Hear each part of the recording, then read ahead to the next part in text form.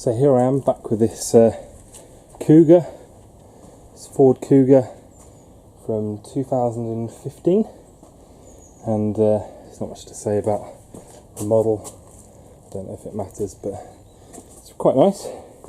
And today I'm going to be doing the rear brakes, and I'm going to just quickly show you the tools that you need to do this job. So obviously you're going to need a jack, an axle stand. You're going to need the locking wheel nut key, that's pretty essential. You're going to need a 19mm socket deep to take the wheels off themselves. And then you're going to need just general tools that you would want anyway. So obviously you've got your crowbar.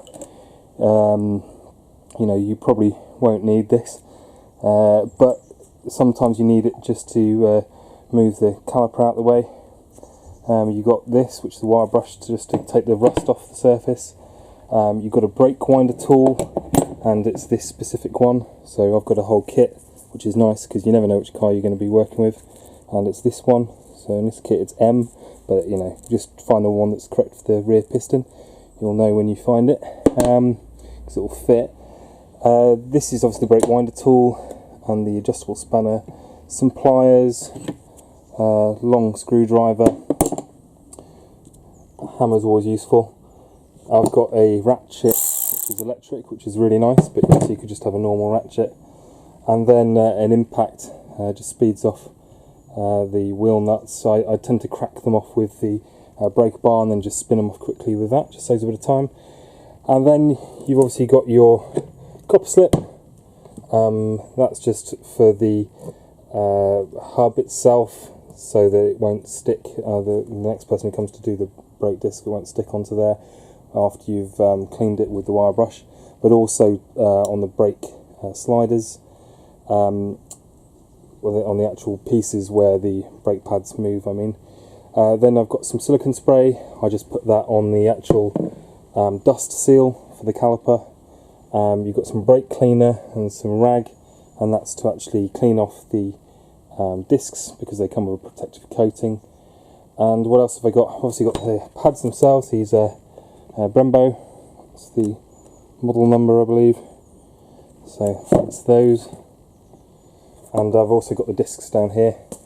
I've done the other side previously, and you can see these were pretty thin. Look at that.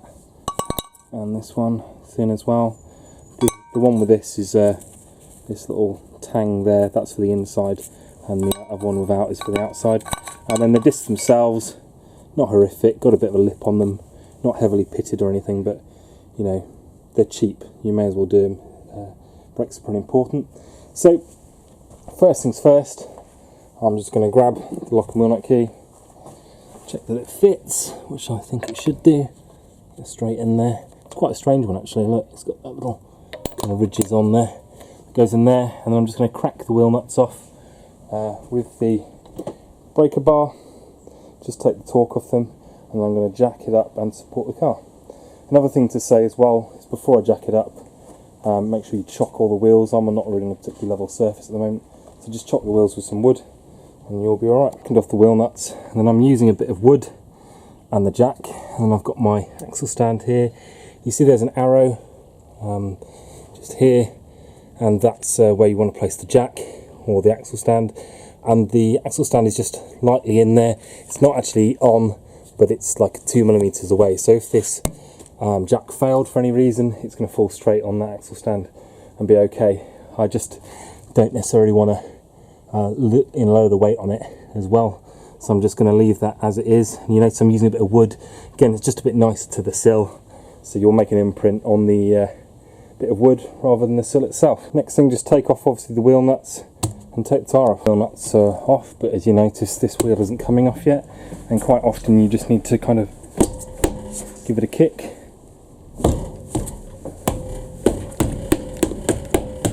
Break it off the I need to stand up to do this thing. Solid kick on the side there, got it off. Sometimes I get a bit stuck on, so that's off now. So the next thing I want to do is come in here, take off this little clip. So I've got a screwdriver here. I can just kind of work it out by just kind of using a little turning action on there, and then in here and again move it out a bit. And there we go, that's the spring clip out. And then I want to take the caliper away from the actual hanger. So these are just little black plastic little stoppers like that. There's two of them, one above and one below. You just kind of move it to one side and it can come straight out. And you need to take out the actual bolts, which are the slider bolts, using a 7mm Allen. That just goes in there to the end. I'm just going to use my ratchet and then just basically shock it off. So put it on the right setting first, and then put it up here, and then just shock it off. So that's off there. That's the first one. Undo it a little bit, and then just go in for the second one.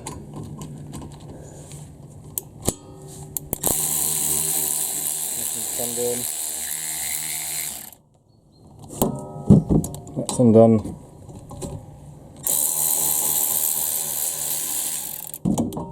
That's undone. Obviously my handbrake lever's down. Not to worry about there. And then this is the point where you need to possibly use a crowbar. Other options, but just basically lever back the caliper itself. And here, much easier to do this with two hands, which is what I'll do now. There we go, she's off. So that's quite nice that these are both on these flexible lines, so they can just be moved out of the way. Then you can have a look at your pads. Again, wafer thin. You can see this is the one without the springs, and this one, I mean, not a great deal better. Oof. So wafer thin for both, and that's good that we're changing them. Next job would be to use this, which is an E12, and an E12 is for use for the hanger brackets. If I just grab my light quickly, you can see that's an E12. And down here, that's another E12. I'm just going to use the same method of just placing this on here. Obviously you can move the caliper out the way a bit, place it on there like that, and make sure it's the whole way home, and then just shock it off with the ratchet. Both bolts removed from there, you just put it to one side. My next job will be to remove the actual disc, and you can see there's nothing actually physically holding the disc on, so it's really just a matter of hitting it. And what I tend to want to do, I mean, I'm not keeping these discs, they're obviously coming off. Just got a hammer and then just hit on the outside. You can see this is where the caliper goes, so you've got a nice big space. So hit there, then turn it round 180 degrees, and then hit again, and you'll find this will loosen off then, but you need to give it a couple of whacks. So that's the disc off, and with the other one, I'm going to wind the caliper back in now. So like I said, I've got this little tool here, so this fits perfectly in there like that, and then you just use the winder tool itself and get that set in there, because these two pins here drive in there. So this is the setup, that goes in there, it's magnetic, holds itself on there, and I'll just set this in there and show you the setup. Same, this is the right hand threaded one.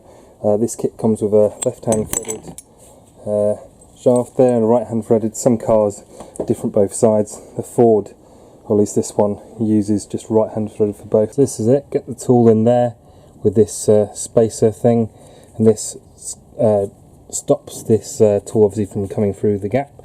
So have it like that. Then in here you just make sure that it's in the holes like it should be. So there, Then you can wind it anti-clockwise a bit. Okay, that's the initial setup.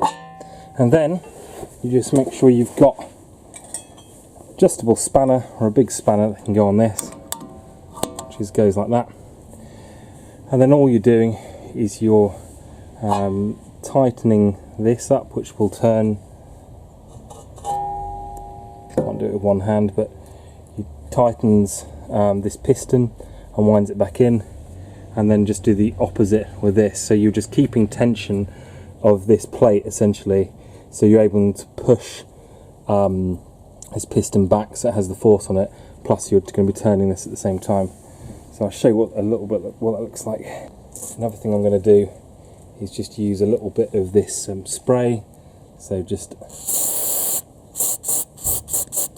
silicone spray on the actual seal itself, and then it should be good to go. Right, so first of all, so I'm just kind of turning this, and at the same time you go the opposite way. So you could just make sure there's a bit of tension on this. Not too much or it'll become quite difficult.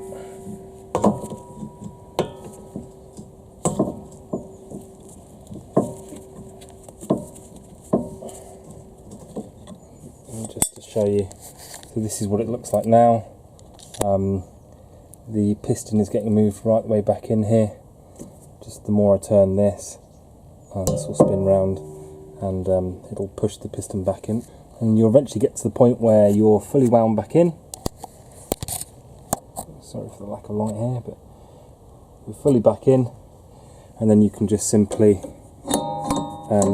go the opposite way on your adjustable spanner, and it will loosen the tool off the caliper, and that part of it's done. A really important step, and I don't know if everyone does this, but I always do, is just get a wire brush and just take all of this corrosion, or as much as is loose, and I'll show you what I'm going to do to it. So just take all of this corrosion off. It's important because if the disc doesn't seat properly, you'll have all types of annoying noises, and it'll, you know, confuse and annoy you quite a lot. So just remove that all off there, and then I'm going to put a very light dusting of copper grease so this disc doesn't get fused to the hub in the future. Okay, that's just done there. You can see I've taken all of the rust off there pretty much, and then I'm just going to spray it down and wipe it off like that, so it's nice and clean. And then get some copper slip, copper grease, whatever you want to call it, and put a very, very light dusting. So I'll show you what I mean when it's done, but I don't use very much. I just kind of put enough just to cover the surface in a very light way. So like I say, very light coating, you can barely see it, but it's just enough. And then I'm going to put the disc on now. Before I put it on, I need to make sure I clean it off with brake cleaner, because these discs from the factory come coated often with some stuff to stop them corroding. So I'll take it out of the packet and then quickly clean off both the braking surfaces. So just come around here and then quickly wipe it off before I evaporate. You can actually see some of the oil coming off them. So you're just going to take that off this side, and then you turn it over and do the other side. That's, you can kind of see the oil residue that's on them, or some kind of liquid they spray in them. So just get that off both sides. So the disc just slips on like that, and next thing you need to do is put this on, which is the hanger. And what I like to do is just clean up some of the edges. So inside here, this is where the pads actually move and sit, so I'll clean that up. I tend to use a flat blade screwdriver to take off some of it, and the wire brush as well. I'll show you what it looks like now. So here, see, that's where they run, and I'll show you what it looks like when I've cleaned it. That's all cleaned off, and again I'll just use my brake cleaner here to make sure that's a nice surface there.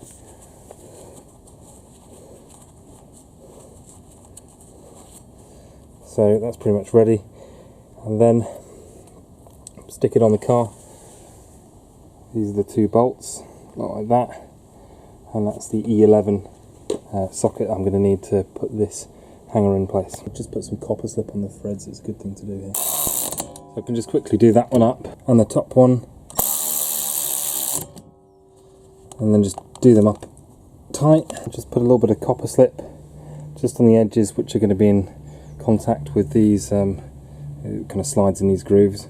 And this one is for the inside, because it has this spring on it. And just put it in place like that, simple as that. And then just grab the other one. This is the non-spring one. Be careful not to get anything on the pad itself, and I'll just put a little bit on both those edges as well. That edge there, and the one getting pretty close now. Just need to push these back. Okay, not that far. Just leave a little bit out. And the other one's the same. Just push that one back. Just leave a couple of threads showing. And then just place this over, and because we've wound it back the whole way, you can see it's like that. And it will just slip over these pads.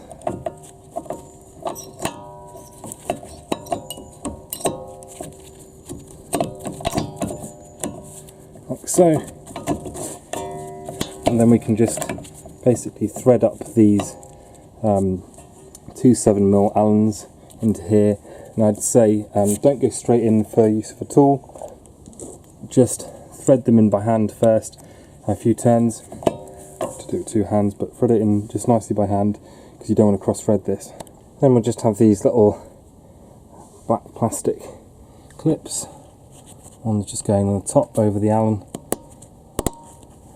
one on the bottom. Also a good time to check that you haven't disturbed any of these, like the handbrake cable or whatever. Just make sure that's still in place. And then final thing is this little spring clip. So this is pretty easily done. All you want to do is you kind of walk it in like that, so get it in a bit like that, and like there, and then you just get, well, I tend to get a the end of this works really nice. This is a drive-through screwdriver, but you can just tap it in, and the idea is you're trying to tap these little spikes into both of the holes, and then just flip these on top of here, and I'll show you what it looks like. So that's, see how that's the whole way home there, that's up there, that's good. And then this one isn't quite there yet, so we can, that's almost there, and then just make sure, just see how it moved in, and if you kind of hit in this direction, it seems to, so that's there, that's probably in there, that's in there like that, and that is done. Now I just need to put the wheel back on. Before you put the wheels on, just make sure you haven't accidentally got your fingers on the discs and put any copper slip or anything on them, so you can brake clean them off. Put the wheels back on, tighten them up by hand, drop it to the ground, and then obviously do torque the wheel nuts up. Just come in the car, check it's not in gear, start it, a couple of pumps of the brake, and it should be all good. Then check that your handbrake shouldn't be massive then now, which it isn't.